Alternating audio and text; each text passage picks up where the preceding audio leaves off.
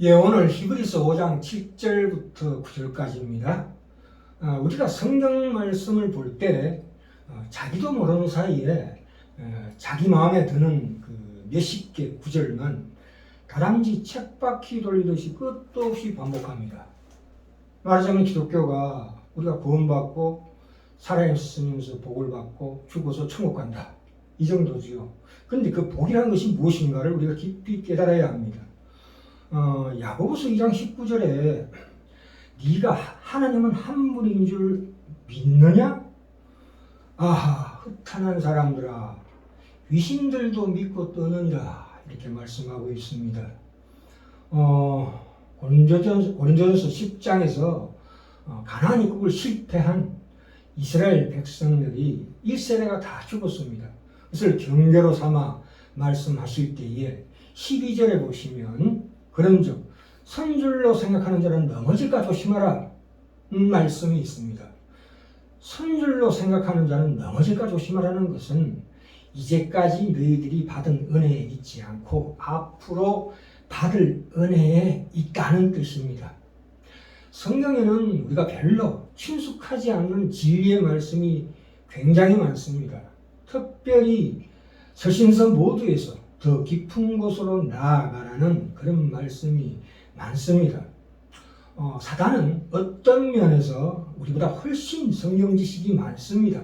물론 결정적인 것, 하나님께서 우리에 대한 사랑, 그거에 대해서는 도무지 이해를 못하지만, 그러니까 사단이 하나님이 행하시는 구원은 못 막지만, 그러나 우리의 신앙이 더 깊은 데로 가는 것은 언제나 결사적으로 막았습니다. 주로 무엇을 통해서요? 우리 현실의 몸의 감각, 현실의 몸의 감각, 느낌은 하나님이 주신 분복이지만 사탄은 끊임없이 그것을 왜곡시킴으로써 우리로 하여금 이스라엘 백성이 1세대가 광야에서 죽은 것처럼 우리도 망하게 한다. 그 망한다는 것이 물론 구원 못 받는다는 얘기는 아닙니다. 가장 부끄럽고 낮은 구원을 말하고 있습니다. 우리가 세상 살아가면서 참으로 나이가 들수록 시간이 쏜살같이 지나간다는 말을 합니다. 참으로 사람은 본래 창세기 보시면 시간 안에 갇혀져 살아야 할 운명이 아니었습니다. 영원에 알맞는 존재, 영원에 걸맞는 존재로 지음을 받았습니다. 그래서 오늘 제목을 반드시 우리가 짊어져야 할 그리스도의 남은 고난. 왜 그렇습니까? 지금도 하나님 우편에서 살아계셔서 우리와 함께 하시는 분이다, 그런 뜻입니다. 전번 시간에 이어서 다시 한번 2장 10절을 봅시다.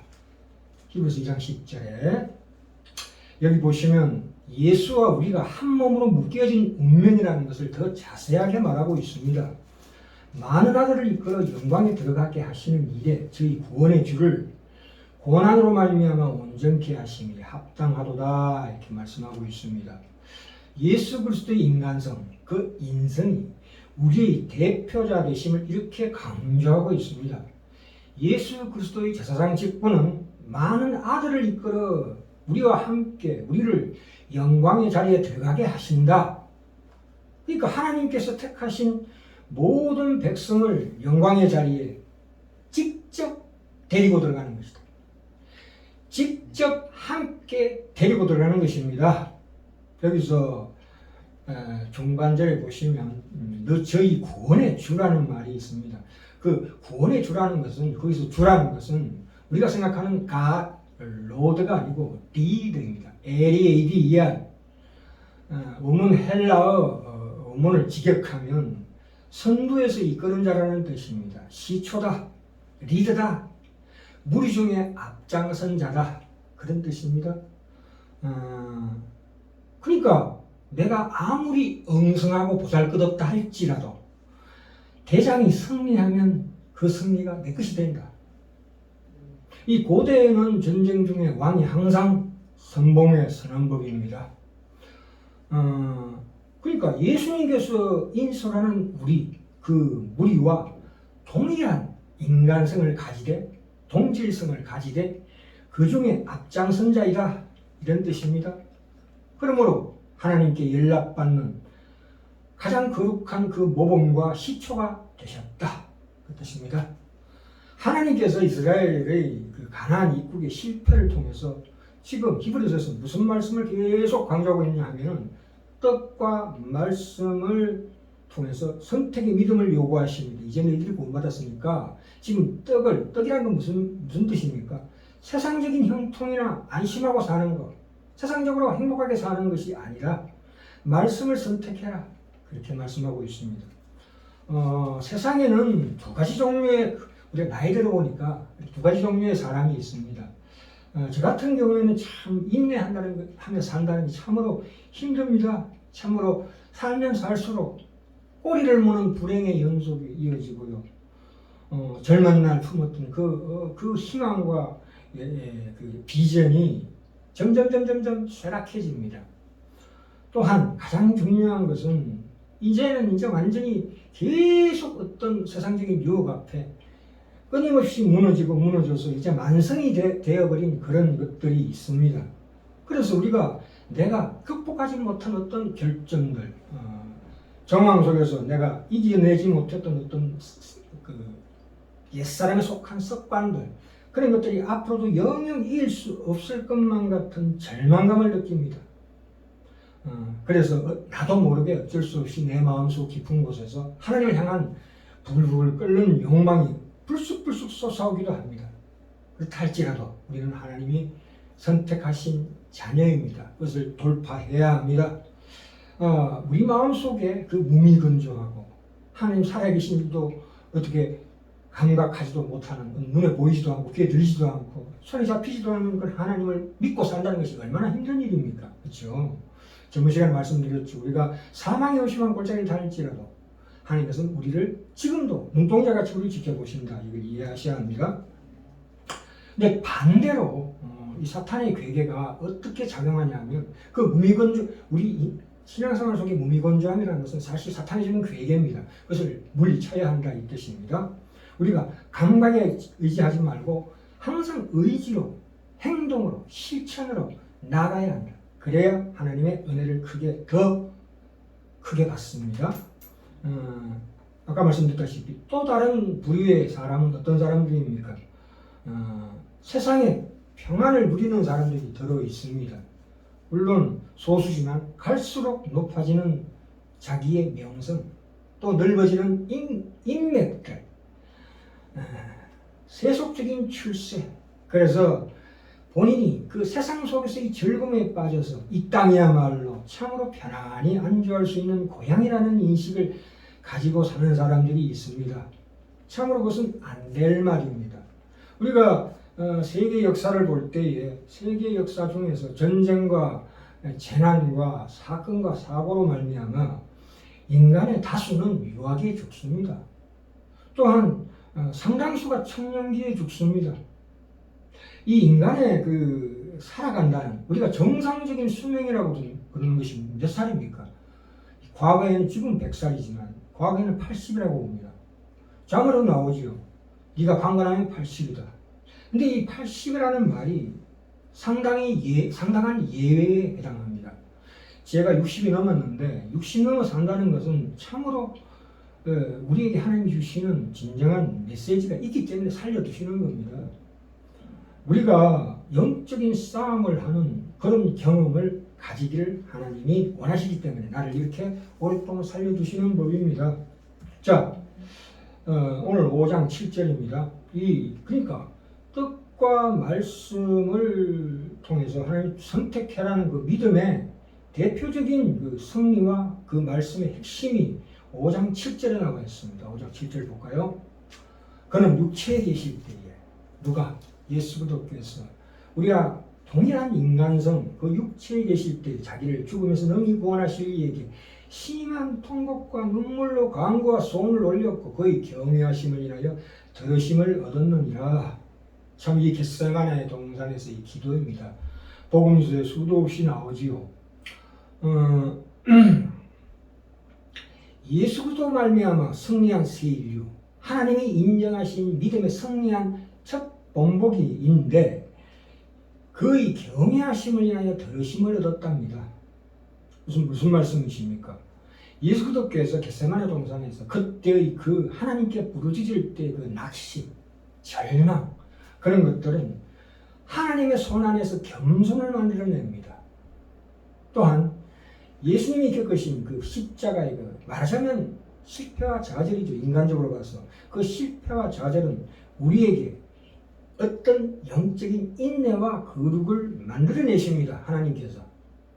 우리가 세상 살아가면서 인간이 당하는 극한 상황 속에서 과연 무엇으로 그 어렵고 고통스럽고 절망스러운 나날들을 인내하였는가 무엇인가? 그 대답은 바로 여기에 있는 바와 같이 그의 경외하심을 인하여 들으심을 얻었느니라 이 말씀입니다. 우리가 해야 되는 최고의 반응은 하나님 앞에 눈물과 한숨으로 부르짖는 것입니다. 이것이 바로 신자로서 가는 가장 정당한 길이라는 것을 잊지 말아야 합니다. 우리가 신자가 세상 살아가는 신앙생활을 할 때에 그것이 감격과 희열로 온다고 절대로 생각해서는 안 됩니다. 눈물과 한숨 그 이상일 것이라고 생각하지 말아야 합니다. 이러지도 못하고 저러지도 못하는 우유부단함, 내가 견뎌야 하는 아픔과 고통, 그 막막한 현실의 고통, 더 나아가서 죽음 앞에서 쩔쩔매는 것입니다. 우리 영혼을 잡아먹는 마귀는 우리를 마귀와 1대1로 맞서서 싸우게 다가와서 끊임없이 속삭입니다. 그것이 바로 마귀의 화전이요 보라살입니다. 믿음의 방패로 막아야 합니다. 올 테면 와라. 그러나 쩔쩔매면서 하는 것 비명입니다. 그럴 수밖에 없죠. 우리 신앙의 현실을 그렇습니다. 눈물과 한숨입니다. 하나님을 경외함으로 말미암아 두렵고 떨며 구원을 이루라. 또 두렵고 떨며 기뻐하라 이 뜻입니다. 마귀는 끊임없이 우리들을 결단하라고 합니다. 무엇을? 나는 죽어서 지옥에 가도 좋다. 그래서 자살을 택하는 거 아닙니까? 요번에 그 뉴스에 일가족이 수면제 먹고 바다에 빠져 죽은 사건이 있죠. 부부가 무슨 얘기 했겠습니까? 우리 죽자. 그 마음이 강팍한 채로 죽은 것입니다. 참 기가 막힌 운명입니다. 태어나지 않았으면 좋았을 법 했습니다.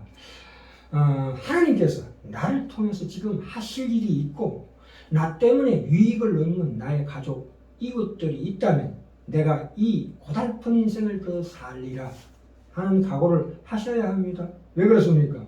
베드로전서 2장 9절에 너희는 택하신 족속이요 왕같은 제사장이요 거룩한 나라라. 내가 있어서 유익이 되는가?